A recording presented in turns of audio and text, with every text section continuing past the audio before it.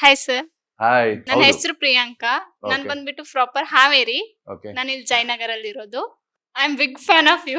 Even Thank you. Samrat ಆದಾಗಿಂದಾನು. Okay. ನಾವು ನನ್ನ ಕ್ವಶನ್ ಏನಂದ್ರೆ ಹ್ಮ್. ಅಪ್ಕಮಿಂಗ್ ನೀವು ಭವ್ಯ ಅವ್ರನ್ನೇ ಮ್ಯಾರೇಜ್ ಆಗ್ತೀರಾ? Okay. See, I don't want to get awkward about this. ನಂಗೆ ಅದ್ರಲ್ಲಿ ಏನ್ ಬೇಜಾರಿಲ್ಲ. ಈಗ ನನ್ನ 120 ದಿನ ಭವ್ಯನ್ ಜೊತೆಗೆ ಇದ್ದಿದ್ದು ಒಂದೇನೆ. ಈಗ ನಾನು ಆಕ್ಚುಲಿ ನಮ್ಮ ಸೀರಿಯಲ್ ಅಲ್ಲಿ ಏನ್ ಪ್ರತಿಮಾ ಅವ್ರು ಇದಾರೆ, ನಂಗೆ ಅವರು ಒಂದೇನೆ.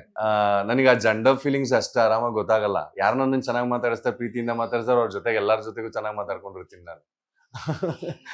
ನನ್ನ ಒಂದ್ ಕಂಪ್ಲೇಂಟ್ ಇದೆ, ನನ್ನ ಫೋನ್ ಎತ್ತಲ್ಲ ಅದು ಇದು ಅಂತ. ನಾನು ಯಾರ ಜೊತೆಗೆ ನಾ ಮಾತಾಡ್ಕೊಂಡು ಕೂತ್ಕೊಂಡೆ ಫೋನ್ ರಿಂಗ್ ಆಗೋದು ನನಗೆ ಗೊತ್ತೇ ಆಗಲ್ಲ, ಮರ್ತೇ ಬಿಟ್ಟಿರ್ತೀನಿ. ಸೊ ಈ ತರ ಪರ್ಸನ್. ಸೊ ಅಲ್ಲಿ ಒಳಗಡೆ ಇದ್ದಾಗ ಯೋಚನೆ ಮಾಡಿ, ಎಲ್ಲರೂ ನನ್ನ ಆಚೆ ಹಾಕ್ಬೇಕು ಅಂತ ತಳ್ಬೇಕು ಅದು ಇದು ಅಂತ ನೋಡ್ತಾ ಇದ್ರೆ, ಒಬ್ಬ ಪರ್ಸನ್ ನನ್ನ ಜೊತೆಗಿದ್ರು.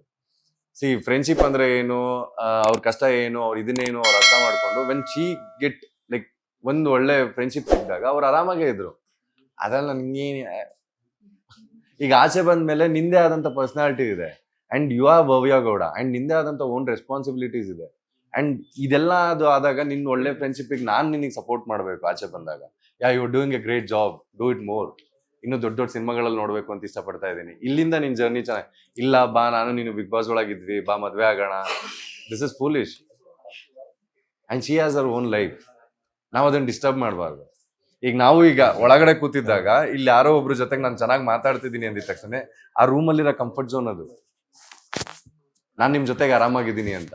ಇಲ್ಲ ಅಂತಂದ್ರೆ ನಿಮ್ ತಟ್ಟೆಯಿಂದ ನಂಗೊಂದು ತುತ್ತು ಆಚೆ ಕೊಡಲ್ಲ, ನೋಡಕ್ಕೆ ಬಿಡಲ್ಲ. ತಟ್ಟೆಯಿಂದ ಹೆಂಗ್ ಎತ್ಕೊಡ್ತೀರ ಅಂತದ್ರಲ್ಲಿ ಬಿಗ್ ಬಾಸ್ ಮನೆಯಲ್ಲಿ ಆ ಊಟ ಶೇರಿಂಗ್ ಆಗಿರ್ಬೋದು. ಸೊ ಪ್ರತಿಯೊಂದಕ್ಕೂ ಸಪೋರ್ಟ್ ಮಾಡೋದಾಗಿರ್ಬೋದು. ಇಲ್ಲ ನಾನ್ ಗೆಲ್ದಲ್ಲೇ ಹೋದ್ರೆ ನೀನೇ ಗೆಲ್ಬೇಕು ಅಂತ ಹೇಳೋದಾಗಿರ್ಬೋದು. ಫ್ರೆಂಡ್ಶಿಪ್ ಅಲ್ವಾ? ಅದನ್ನ ಮದುವೆ ಅಂತಂದು ಅಸಹ್ಯ ಮಾಡೋದು ಬೇಡ ಅಲ್ವಾ? ಅಲ್ಲ, ಇವಾಗ ನನಗೊಂದು ಡೌಟ್ ಇದೆ. ನಾನ್ ನೋಡಿರೋ ಪ್ರಕಾರ ಸೀಸನ್ 11 ತನಕನೂ ಕೂಡ ಬಂದಿರುವಂತ ಕಂಟೆಸ್ಟೆಂಟ್ಸ್ ಗಳಲ್ಲಿ ಯಾರು ಕೂಡ ತನ್ನ ಫ್ಯಾನ್ಸ್ ಗಳಿಗೆ ಅಂತ ಹೇಳ್ಬಿಟ್ಟು ಒಂದಷ್ಟು ಸಮಯವನ್ನ ಮೀಸಲಿರಿಸಿಲ್ಲ. ಸೊ ನಿಮ್ಗಳಿಗೆಲ್ಲ ಗೊತ್ತೇ ಇದೆ. ಸೊ ಅಂತ ಟೈಮಲ್ಲಿ ನಿಮ್ ಟೈಮ್ ಕೊಟ್ಟಿದ್ರ ಅಂದಾಗ ನೀವು ಕಮ್ಯುನಿಕೇಟ್ ಮಾಡಿದ್ರೆ ತಾನೆ ಅವ್ರಿಗೆ ನಿಮ್ ಮನ್ಸಲ್ಲಿ ಏನಿದೆ ಅಂತ ತಿಳ್ಕೊಬೇಕು ಅನ್ನೋ ಹಂಬಲ ಅವ್ರಿಗಿರುತ್ತೆ. ಫ್ಯಾನ್ಸ್ ನನ್ ಬಗ್ಗೆ ಏನ್ ಹೇಳ್ತಿದ್ದಾರೆ ಅಂತ, ಏನ್ ಥಿಂಕ್ ಮಾಡ್ತಿದ್ದಾರೆ ಅಂತ ಹೇಳ್ಬಿಟ್ಟು. ಸೊ ದಯವಿಟ್ಟು ಓಪನ್ ಅಪ್ ಆಗಿ ಫ್ಯಾನ್ಸ್ ಅಂತ ಹೇಳ್ಬಿಟ್ಟು ನೋಡ್ಬಿಟ್ಟು ಖುಷಿ ಪಡ್ತಾ ಇರೋದಲ್ಲ. ನೀವೇನಾದ್ರೂ ಹೇಳ್ಬೇಕು ಅಂತ ಮತ್ತೆ ಅಲ್ಲೋಗ್ಬಿಟ್ಟು ಅಯ್ಯೋ ಇದು ಕೇಳಬೇಕಿತ್ತು ಅದು ಕೇಳಬೇಕಿತ್ತು ಅಂತ ಹೇಳ್ಬಿಟ್ಟು ಮತ್ತೆ ಇಷ್ಟುದ್ದ ಬರೆಯೋದಲ್ಲ. ಸೊ ಇಲ್ಲೇ ಕೇಳ್ಬಿಡಿ, ಫೇಸ್ ಟು ಫೇಸ್. ಅದು ಆಕ್ಚುಲಿ ಬೇಕು. ಅಂದ್ರೆ if you are rude at me, ನೀವು ಕೋಪ ಮಾಡ್ಕೊಂಡು ಹೇಳ್ತಿದ್ದೀರಾ ಇಲ್ಲ ಸಂತೋಷವಾಗಿ ಹೇಳ್ತಿದ್ದೀರಾ, ಏನಾದ್ರೂ ಬರುತ್ತೆ, ಬಂದೇ ಬರುತ್ತೆ ಮೇಡಮ್.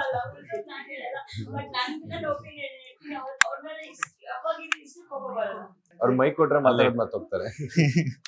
ಅಲ್ಲ, ಇವಾಗ ಸಾಮಾನ್ಯವಾಗಿ ಒಬ್ಬ ವ್ಯಕ್ತಿನ ಇಷ್ಟಪಡ್ತಿದೀವಿ ಅಂತಂದಾಗ ಆಮೇಲೆ ಆ ವ್ಯಕ್ತಿ ಮೇಲೆ ಕೋಪನೂ ಬರುತ್ತೆ, ಪ್ರೀತಿನೂ ಬರುತ್ತೆ, ಇಷ್ಟನೂ ಆಗುತ್ತೆ. ಸೊ ನಿಮ್ ಕೋಪ ಬರಲ್ಲ ಅನ್ನೋದಕ್ಕೆ ಏನು ಬರಲ್ಲ ಸರ್. ಅವ್ರ ಕೋಪ ಬರಂಗ್ ನನ್ಗೆ ಅನ್ಸೋದಿಲ್ಲ. ಅವ್ರಿಗೆ ಅದ್ ಆತರ ಕೆಲಸ ಮಾಡ್ತಾರೆ ಅಂತ ನಂಗೆ ಅನ್ಸಲ್ಲ. ಅದು ನಾನು ಮೊನ್ನೆ ಮಾತಾಡಿದೆ ಈಸ್ ಅ ಪರ್ಫೆಕ್ಟ್ ಜೆಂಟಲ್ಮನ್ ಅಂತ ಹೇಳಿ.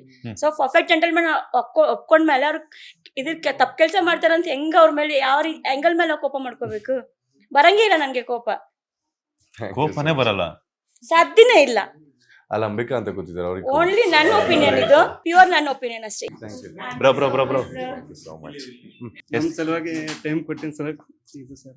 Thank you so much. ಏನೂ ಇಲ್ಲ ಕೇಳೋದು.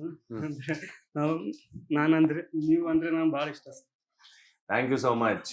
ಇನ್ನೂ ಇಷ್ಟಪಡಂಗ್ ಮಾಡ್ತೀನಿ, ತಲೆ ಕೆಚ್ಕೋಬೇಡಿ. Yes, thank you. ನರ್ವಸ್ ಆಗ್ತಿದ್ದಾರೆ ಪಾಪ. ಹೇಳಿ ನಿಮ್ಮ ಹೆಸರು? ನಮ್ಮ ಹೆಸರು ಜ್ಞಾನೇಂದ್ರ ಸರ್. ಎಲ್ಲಿಂದ ಬಂದಿರೋ? ದಾವಣಗೆರೆಯಿಂದ. ಸೂಪರ್. ಅದೇ ಸರ್, ನಮ್ಮಂತರು ಕೂಡ ಬಿಗ್ ಬಾಸ್ ಅಲ್ಲಿ ಹೋಗ್ಬೇಕಂದ್ರೆ ಅಂದ್ರೆ ನಾವು ಸೋಷಿಯಲ್ ಮೀಡಿಯಾದಲ್ಲೆಲ್ಲ ಏನೂ ಇಲ್ಲ ಸರ್. ಅದೇ ಕಾಮನ್ ಮ್ಯಾನ್ಸ್ ಎಲ್ಲ ಅಲ್ಲಿಗೆ ಹೋಗ್ಬೇಕಂದ್ರೆ ಏನ್ ಮಾಡ್ಬೇಕು? ಬಿಗ್ ಬಾಸ್ಗೆ ಹೋಗ್ಬೇಕು ಅಂತ ಅನ್ನೋದಲ್ಲ, ಬಿಗ್ ಬಾಸ್ ಕರೆಸ್ಕೋಬೇಕು. ಬಿಗ್ ಬಾಸ್ಗೆ ಯಾರು ಹೋಗಕ್ಕಾಗಲ್ಲ, ಬಿಗ್ ಬಾಸ್ ಕರೆಸ್ಕೋಬೇಕು. ಬಿಗ್ ಬಾಸ್ ಅವರೇ ಹುಡುಕ್ತಾರೆ ನಮ್ಗೆ ಯಾವ ತರ ಕಂಟೆಸ್ಟೆಂಟ್ ಬೇಕು, ಯಾವ ತರ ಕ್ಯಾಂಡಿಡೇಟ್ ಬೇಕು, ಯಾವ ತರ ಒಬ್ಬ ಕ್ಯಾಂಡಿಡೇಟ್ ಬಂದ್ರೆ ನಮಗೆ ಚೆನ್ನಾಗಿರುತ್ತೆ ಅಂತ. ನೀನು ಅವ್ರು ಕರಿಯೋ ತರ ಏನಾದ್ರು ಕೆಲಸ ಮಾಡ್ತಾ ಇರು. ನೀನ್ ಮಾಡ್ತಾರೆ ಕೆಲಸನ ಅಚ್ಚುಕಟ್ಟಾಗಿದೆ ಅಂತ ದೇವರನ್ನೇ ಕರೀತಾರೆ. ಅವ್ರು ಯಾರನ್ನೂ ಬಿಟ್ಟಿಲ್ಲ. ಅಂದ್ರೆ ಸೋಷಿಯಲ್ ಮೀಡಿಯಾ ಅದು ಇಲ್ಲ ಅಲ್ಲ, ಅದಕ್ಕೆ ನನಗೂ ಗೊತ್ತಿಲ್ಲ ನನ್ನ ಹೆಂಗ್ ಕರೆದ್ರು ಅಂತ. ಒಟ್ಟಲ್ಲಿ ಬಿಗ್ ಬಾಸ್ ನೋಡಿ ಕರೀತಾರೆ. Thank you, all the best. Thank you. ಇಷ್ಟು ದಿನ ಬಿಗ್ ಬಾಸ್ ಅಲ್ಲಿ ನೋಡ್ತಾ ಇದ್ವಿ, ಪರ್ದೆ ಮೇಲೆ ನೋಡ್ತಾ ಇದ್ವಿ, ತುಂಬಾ ಖುಷಿ ಇತ್ತು. ಥಿಯೇಟರ್ಗೆ ಹೋದಾಗ ಇವಾಗ ಸಡನ್ ಆಗಿ ಬಿಗ್ ಬಾಸ್ ಸ್ಟಾರ್ಟ್ ಆಯ್ತು, ಅಲ್ಲೂ ನೋಡ್ತಾ ಇದ್ವಿ, ಅಲ್ಲೂ ಖುಷಿ ಆಯ್ತು. ಸುದೀಪ್ ಸರ್ ನಮ್ಮ ಕ್ವಶನ್ಗೆ ಕೇಳ್ತಾ ಇದ್ರು, ಹೆಂಗೆ ಅನ್ಸುತ್ತೆ? ಏನ್ ಮಾಮೂಲಿ ಸುದೀಪ್ ಅಣ್ಣ ಬರೋದೇ ವೀಕೆಂಡ್ ಎಲ್ಲ ಅಲ್ಲಿ ಆಚೆ ಏನ್ ನಡೀತದೆ ಒಳಗೆ ಏನ್ ನಡೀತದೆ ಅಂತ ಕೇಳೋದಕ್ಕೆ ಅಂಡ್ ಮೋರವ್ರು ಸಿಗ್ತಾನೆ ಇರ್ತಾರೆ, ಮಾತಾಡ್ತಾನೆ ಇರ್ತಾರೆ. ಚೆನ್ನಾಗೇ ಇರುತ್ತೆ ನಮ್ಗೆ ಅವ್ರ ಜೊತೆ ಮಾತಾಡೋದಕ್ಕೆ. ನೆಕ್ಸ್ಟ್ ಸೀರಿಯಲ್ ಮುದ್ದು ಸೊಸೆ, ಅದು ಚೆನ್ನಾಗಿ ನಡೀತಾ ಇದೆ. ಒಳ್ಳೇದಾಗ್ಲಿ. Thank you so much. ದೇವರು ಒಳ್ಳೆ ಬುದ್ಧಿ ಎಲ್ಲ ಕೊಡ್ಲಿ, ಶೂಟಿಂಗ್ ಎಲ್ಲ ಚೆನ್ನಾಗಿ ಒಳ್ಳೆ ಬುದ್ಧಿ ಕೊಡ್ಲಿ ಇನ್ನೊಂದ್ ಸ್ವಲ್ಪ. Thank you. ಲೇಟೆಸ್ಟ್ ಹಾಗೂ ಇಂಟ್ರೆಸ್ಟಿಂಗ್ ಸುದ್ದಿಗಳಿಗಾಗಿ ಬಾಸ್ ಟಿವಿ ಕನ್ನಡ ಚಾನೆಲ್ನ ಸಬ್ಸ್ಕ್ರೈಬ್ ಮಾಡಿ. ಹಾಗೆಯೇ ಬೆಲ್ ಐಕಾನ್ ಪ್ರೆಸ್ ಮಾಡಿ. ಇದರ ಜೊತೆಗೆ ಫೇಸ್ಬುಕ್, ಇನ್ಸ್ಟಾಗ್ರಾಮ್, ಎಕ್ಸ್ನಲ್ಲೂ ಮಿಸ್ ಮಾಡದೆ ಫಾಲೋ ಮಾಡಿ.